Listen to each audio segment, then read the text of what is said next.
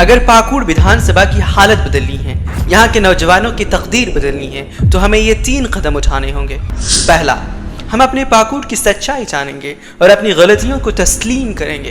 दूसरा, इस तरक्की को लाने के लिए दिल से वादा करेंगे। तीसरा, हम अपने वादे को निभाने के लिए काम करेंगे। इस वीडियो सीरीज एक दास्तान पाकुड़ विधानसभा की के इस पहले वीडियो में हम पाकुड़ की सच्चाई को जानेंगे और आखिर में कुछ वादे भी करेंगे। मेरे दोस्तों, दिल से दरखास्त है, अगर आपको पाकुड़ की मिट्टी से जरा भी प्यार है, इस सरजमी पर जीते हैं, यहाँ की भलाई चाहते हैं, तो इस सच्चाई को जानने के लिए मेरे साथ आखिर तक बने रहिएगा।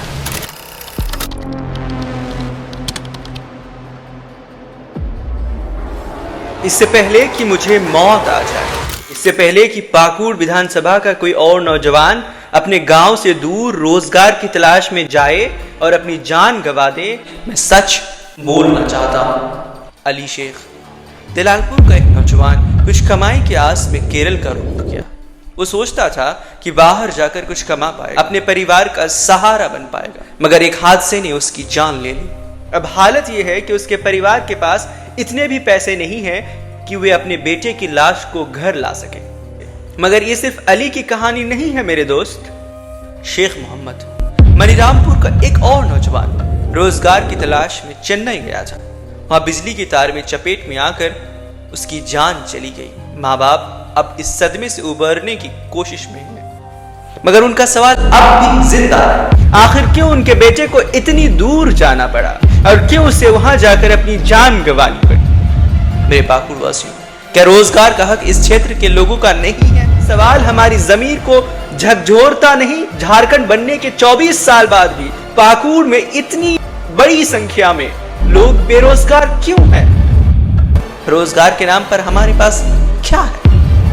हर साल हजारों की तादाद में लोग यहां से पलायन करने को मजबूर क्यों हैं? इससे पहले कि कोई गर्भवती बीवी, बहन या मां अस्पताल तक पहुंचने के रास्ते में ही दम तोड़ दे, मैं सच बोलना चाहता हूं। एक गर्भवती महिला जिसका दर्द उसे सहा नहीं जा रहा था, उसे अस्पताल ले जाया जा रहा था, मगर रास्ता इतना खराब था कि हर गड्ढे में उसकी चीखें गूंज उठती। सड़कें टूटी हुई, अस्पताल दूर और उसकी हालत बिगड़ती चली गई। बीच रास्ते में ही उसकी सांसें थम गई। अगर अस्पताल पास होता, सड़कें ठीक होती, तो शायद यह और उसका बच्चा आज जिंदा होते। और सिर्फ यही नहीं, संग्रामपुर में एक और महिला को रात में एक सांप ने काट लिया। परिवार उसे किसी तरह अस्पताल ले जाने में सफल रहा, मगर जब अस्पताल पहुंचा तो वहां पर सांप के काटने का इंजेक्शन ही नहीं था।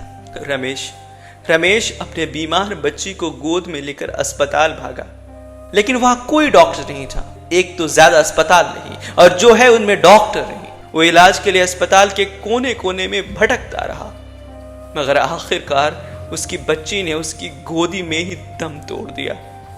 मैं पूछना चाहता हूं, आखिर हमारे पाकुड़ में कितने अस्पताल हैं? क्यों आज भी हमें इलाज के लिए मालदा, फरक्का, धुलियान भटकना पड़ता है? क्या इस 21वीं सदी में भी हम एक बेहतरीन अस्पताल की कल्पना नहीं कर सकते?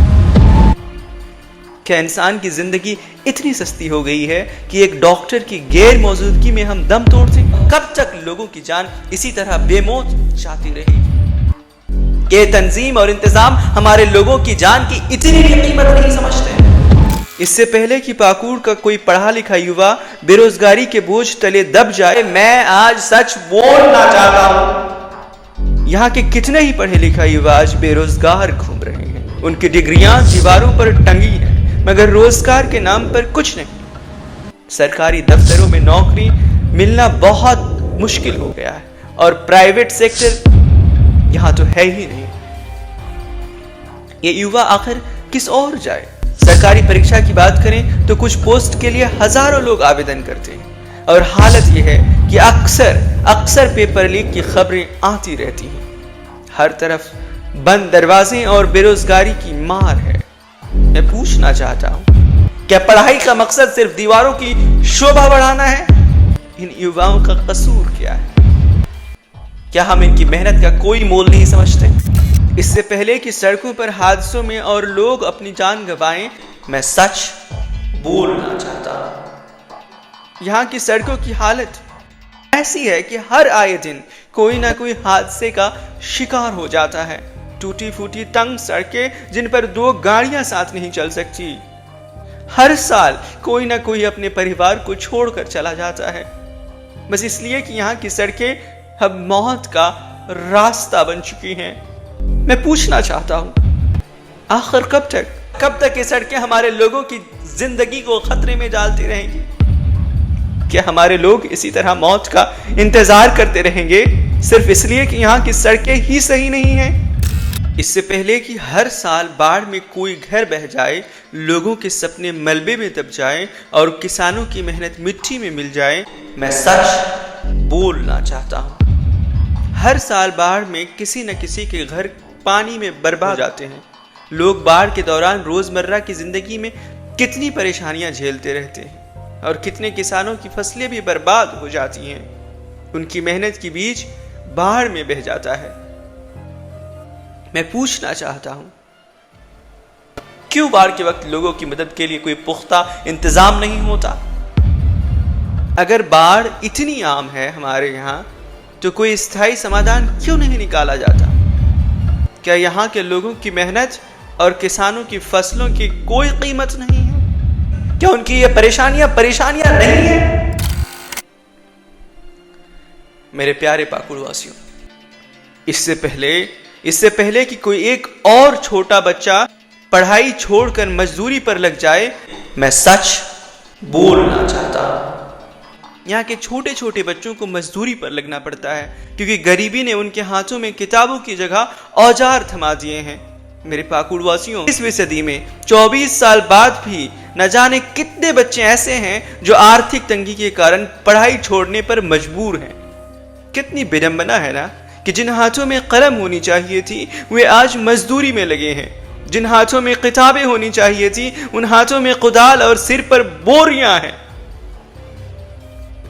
न जाने इस तरह कितने मासूम सपने आज भी गरीबी के चक्की में पिस जाते हैं, जिनके पास अपनी हालत को बदलने का कोई रास्ता नहीं होता। क्या कहूं, दिल टूट जाता है सोचकर कि 21वीं सदी में भी कितने ही घर ऐसे हैं हमारे वहां जहां 2 वक्त की रोटी जुटाना भी एक जंग है। जब पेट भरने के लिए ही इतनी जद्दोजहद हो, इतनी मशक्कत हो, तो पढ़ाई की सोचे भी तो कैसे सोचे? मैं पूछना चाहता हूं, मैं आज पूछना चाहता हूं, और कितनी नस्लें इस गरीबी की दलदल में बर्बाद होती रहेंगी? क्या यहाँ के ज्यादातर बच्चों का कोई मुस्तकबिल नहीं? क्या बस मजदूरी ही उनका नसीब है? क्या हम यूं ही देखते रहेंगे या इन सवालों का कभी कोई जवाब मिलेगा भी?